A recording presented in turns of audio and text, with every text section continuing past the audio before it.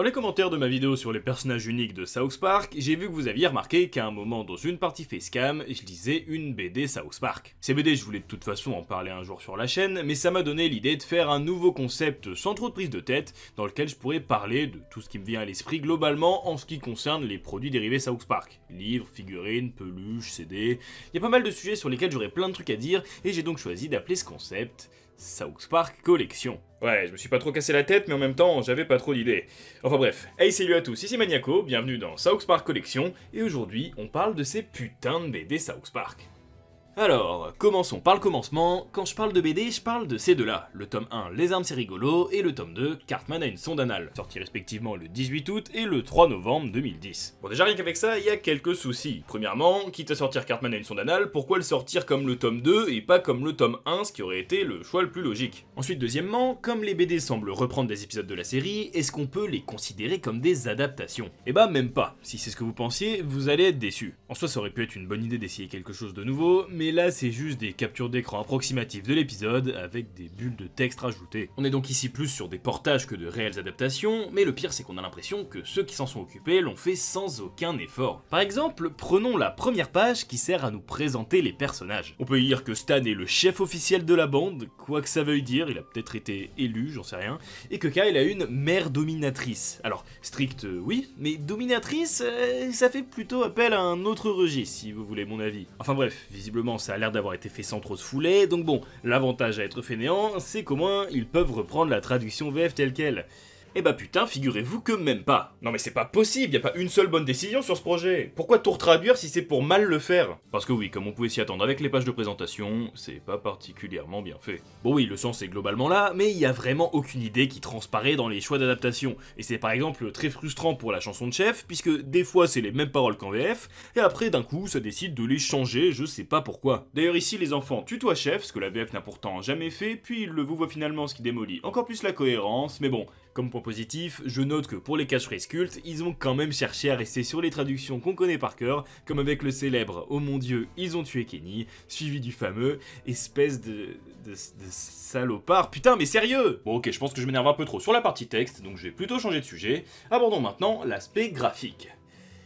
Pas sûr que ce soit beaucoup mieux par contre. Déjà, pour rendre les scènes plus compréhensibles en BD, on nous a mis des putains de cadres explicatifs. Stan tombe Sparky avec une tondeuse. Oui, mais je crois que c'était déjà assez clair. Stan donne une touffe à Kyle. Mais putain, on le voit ça, c'est quoi l'intérêt? On est clairement pas sur du show don't tell, hein. Là ça telle un max, et d'ailleurs on a aussi droit à de vraies expressions de jeunes, comme Stan qui trouve que les armes ninja, c'est de la balle.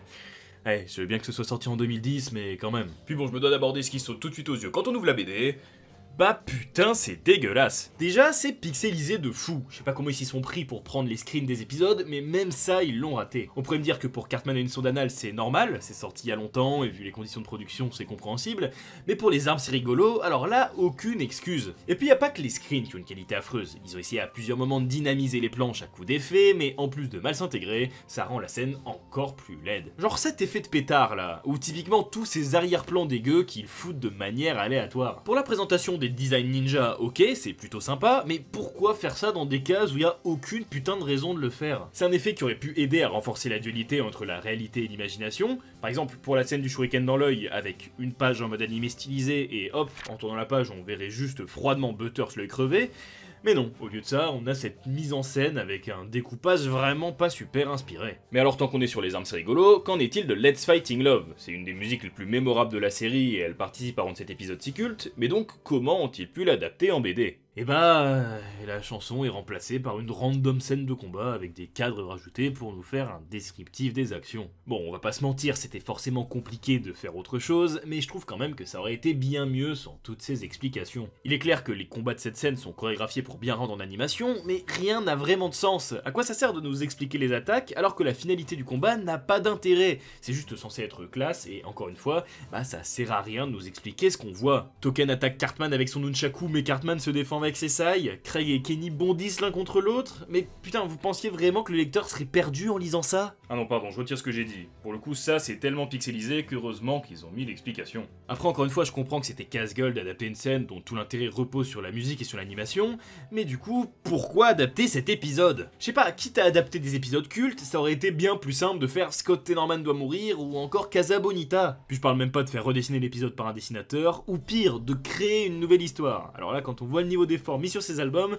on comprend tout de suite que ça aurait jamais pu être possible. Pourtant, c'est Jungle qui a édité ces BD, les mêmes qui se sont occupés des BD Simpson ou Futurama. Et même si j'en ai pas assez lu pour vraiment donner un avis dessus, bah celle-là m'avait quand même l'air infiniment mieux, surtout qu'elles avaient droit à leurs histoires inédites. Mais alors pourquoi ça existe? Pourquoi se lancer dans un projet aussi naze? Bah c'est évident.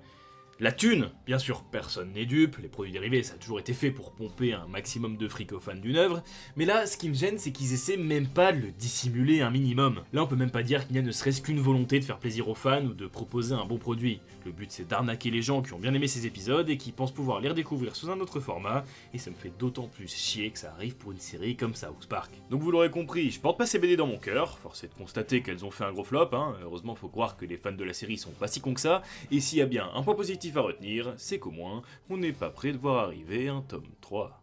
En conclusion, bah c'est de la merde, je vais pas passer par 4 chemins. C'est moche, c'est mal fait, ça a été fait pour de mauvaises raisons, et dans tous les cas que vous soyez fan de South Park ou de bande dessinée, vous aurez l'impression qu'on se fout de votre gueule. Même au niveau des choix d'épisodes à adapter, c'est très discutable. Ils ont choisi l'épisode le plus moche, et l'épisode qui se base le plus sur son animation, ce qui est donc vraiment pas top pour ce type d'adaptation, puis avec 8 saisons d'écart, ça partait pas non plus très bien niveau cohérence. À la limite, les seules qualités que je vois, c'est que vous pouvez les choper vraiment pas cher d'occasion, et puis ça vous donnera envie de regarder les vrais épisodes, mais franchement, sauf si vous êtes con comme moi, vous encombrez pas avec ces merdes dans votre collection. Sur ce, c'est maintenant que se termine ce premier épisode de South Park Collection, j'espère que ça vous a plu. Si vous avez des suggestions pour les prochains, n'hésitez pas à m'en faire part dans les commentaires, et sur ce, je vous dis à très bientôt pour de prochaines vidéos, c'était Maniaco, bye tout le monde, salut!